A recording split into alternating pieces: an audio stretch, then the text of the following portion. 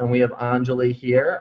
Today, we're going to be talking a little bit about sales and the BDR role. Why don't we start off with how important do you think it is to have a CRM in place so you can document any communication with a prospect and also for keeping the sales pipeline accurate?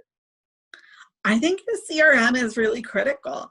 Honestly, I talk to a lot of people every week, and I definitely go back and follow up with people that I talked to maybe 2 months ago, and I need to be able to see things like, did I leave them a voicemail? Did I send them an email?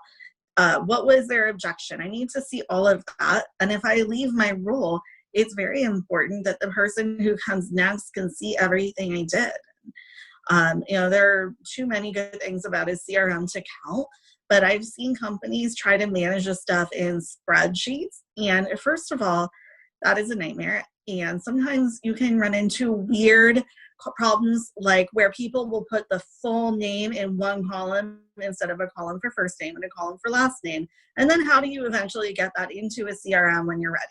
So I really feel like it's best to just spend the money, start out with a CRM, start on the right foot, put in processes for how you document your activities, and it's really going to pay off in your sales results later. So incorporate a CRM so you can be in the right foot because it's going to pay off in the long haul, essentially. Yeah, I really believe that. And I don't think everybody needs Salesforce. My company uses Zoho. I've previously used HubSpot, and before that, I also used Zoho. And, it is cheaper than Salesforce. It doesn't have as many of the great features and integrations, but it works well for some companies that aren't, enterprise. So I think there's sometimes this misconception that either you have nothing or you have everything, and it's okay to be somewhere in between. Absolutely.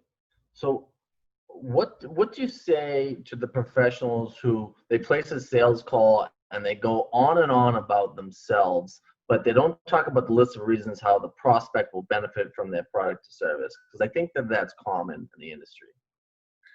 I would say that I think that comes from being nervous sometimes.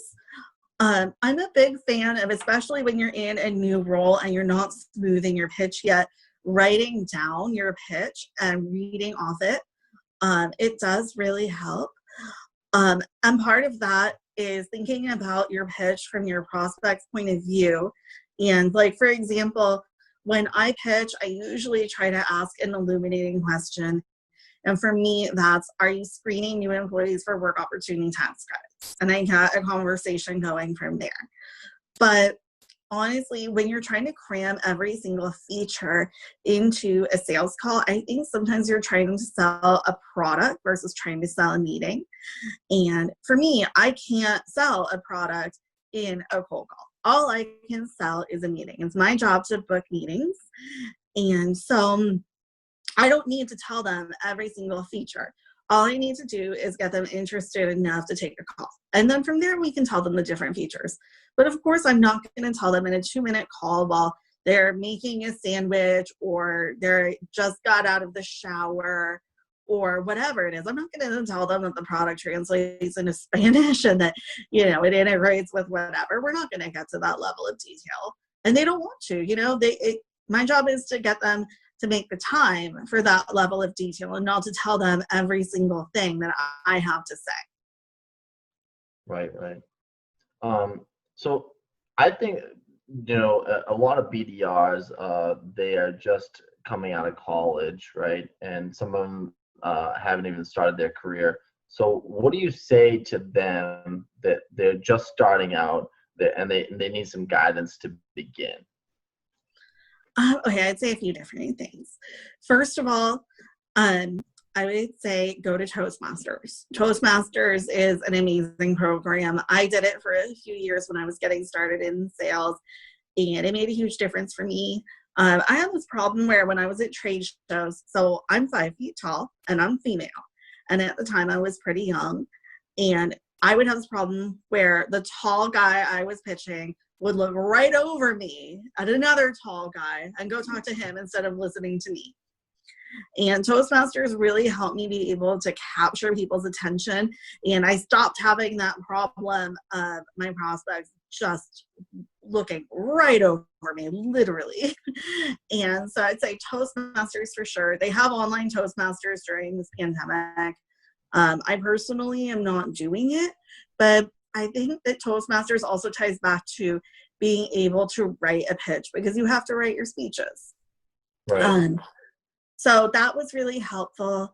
And then I'd also say read the book Mindset by Carol Dweck.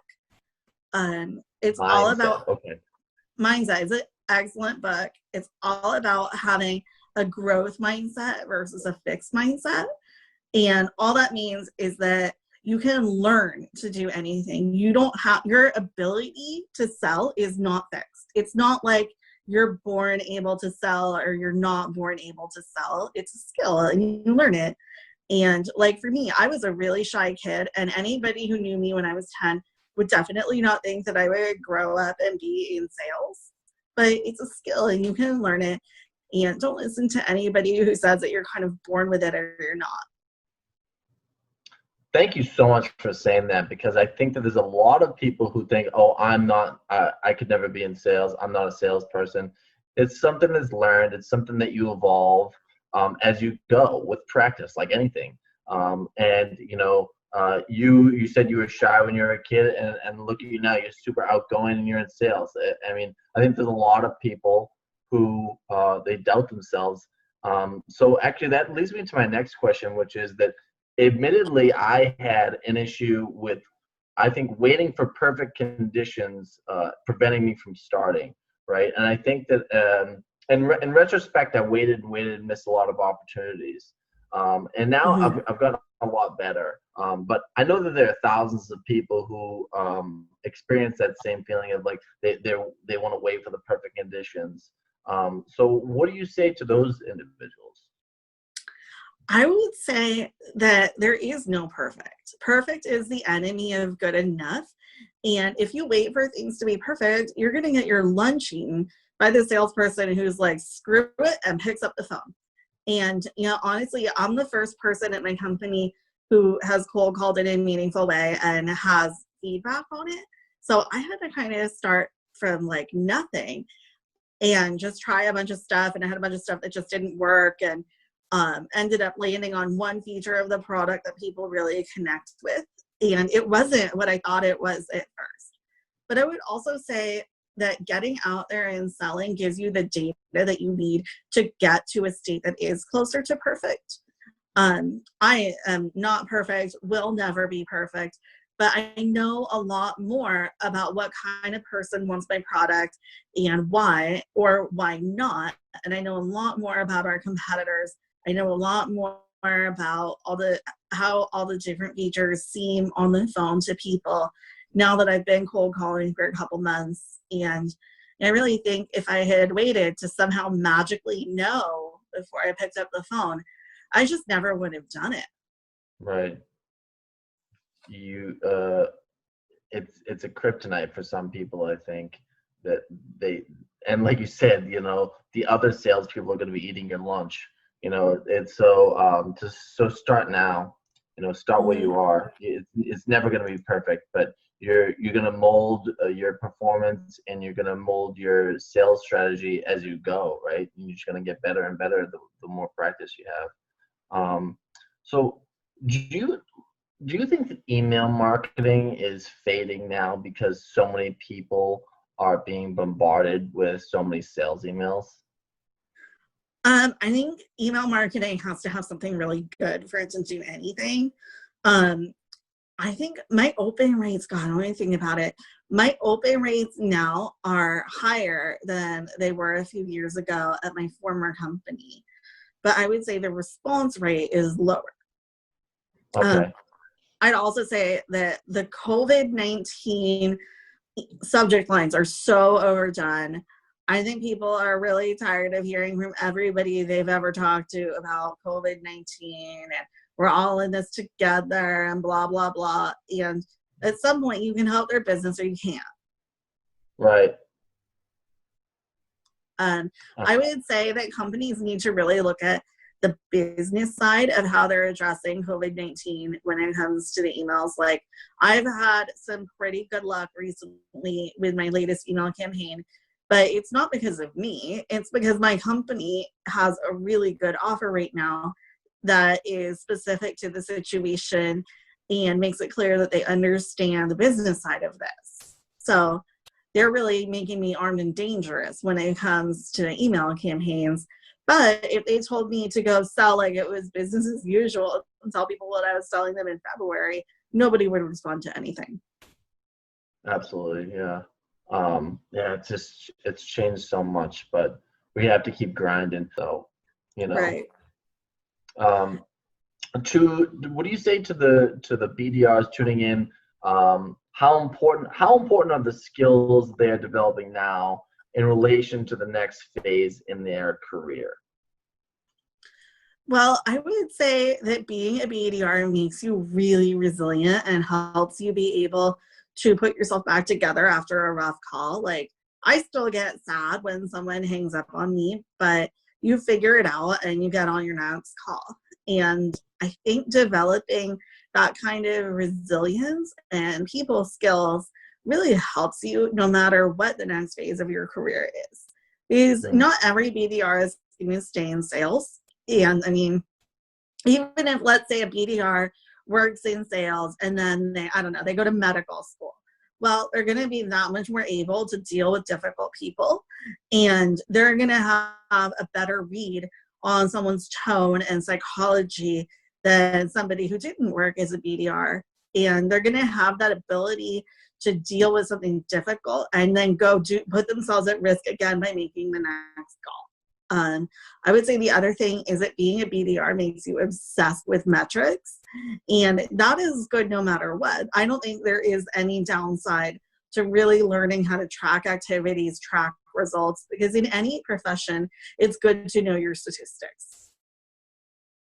I couldn't agree more. It's never a bad idea to get a better look at your ability to look at insights and data, right? So you mentioned one book that could be helpful for sales. Are there any other books that you think are a must read for sales strategies? I will be honest and say that I get most of my sales content from LinkedIn, but Okay. I've learned so much on LinkedIn. But I will say, absolutely, yeah. Oh, it's great. And I do really like the book Gap Selling by Keenan. I try really hard to use his techniques and to gap sell. And I also really like The Lost Art of Cold Calling by Matt Wanty. Matt is actually my sales coach, and his book is awesome. It's really good. Oh, excellent. Well, I think you've given us a wealth of information today. Is there anything that you want to finish with about sales or the BDR role or anything related?